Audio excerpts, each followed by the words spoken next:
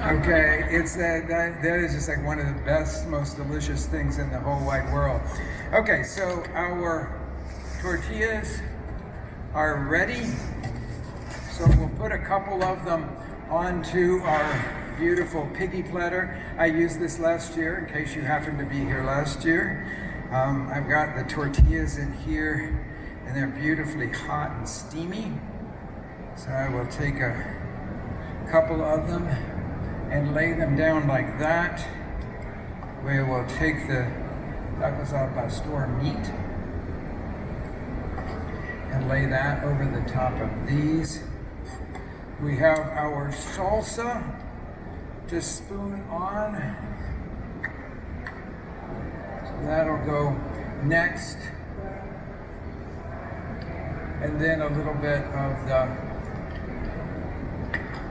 of the onions and grilled pineapple. I'm gonna mush those together there and sprinkle that around over the tacos al pastor. And then a few cilantro leaves to just lay over the top of that to add freshness and color. So that one is finished. Now we'll move on to our fish al pastor. So I'm going to take a piece of the banana leaf here, one that hasn't been used for the cooking, and I'll lay that into the bowl there. Take a piece of fish. Oh man, this stuff is so beautiful. And we'll lay that there. We will spoon on a little bit of the grilled knob onion salsa on one side here with the pineapple. And then our slaw, napa cabbage and cilantro and lime, and go over the top of that. We've got our spoon of salsa, of course, which will just go on like that. And there you have it. Two different approaches. The very classic tacos al pastor, and then a black cod with al pastor flavors. Thank you all so much. Thank you, Rick. Doesn't that look delicious?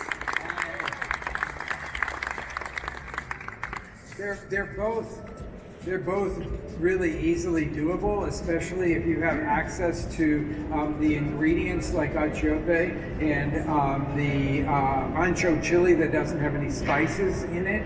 Other than that, you can get all of this stuff. If you don't find black cod, or it's just out of your price range because it can be one of the more pricey fishes, then I would suggest that you use something like halibut with this. It'd be really, really delicious.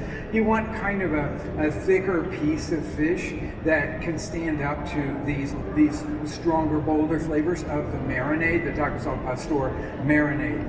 So I have like 2 minutes left, and I would really welcome any questions. Yes, ma'am. Question about the temperature of the pork. Yes. A, when you're cutting it, is it better to take it right out of the refrigerator to make it easier to cut? Yes. And then B, after you marinate it, do you marinate it in the refrigerator and then put it right on the grill, or do you let it cool? Okay, so her question was about the temperature of the pork when you're cutting it. So if this is not your thing, then I suggest you put that piece of pork into the freezer for about 30 minutes or so to really firm it up. Not to make it solidly a rock, but to firm it up on the outside because it won't move around on you. So the colder the better when you're working with slicing thin pieces of pork. The second question had to do with how long can you just like put that marinade on the pork and put it right on the grill? Yes, you can, but I would leave it at least 15 or 20 minutes just for a little penetration into it, that's all. So, but it doesn't have to be a long time. I said this is about an hour and a half, and it seemed to be really good at an hour and a half. So if you're making this and you get that meat done and all of that, And also, I will underscore the fact that you can go into any Mexican grocery store and find the sliced pork. So if that sliced pork is something that is not like the thing you want to tackle, and you do have a Mexican grocery store nearby, then you can just say you want the pork and make your own marinade. Wouldn't necessarily choose. They will probably have a pastor marinade there at the meat counter, but I don't really recommend doing that. This one is super easy to make, and it will be more flavorful than usually what you will get in the grocery store. Yes, sir. Do you get any chunks into the center?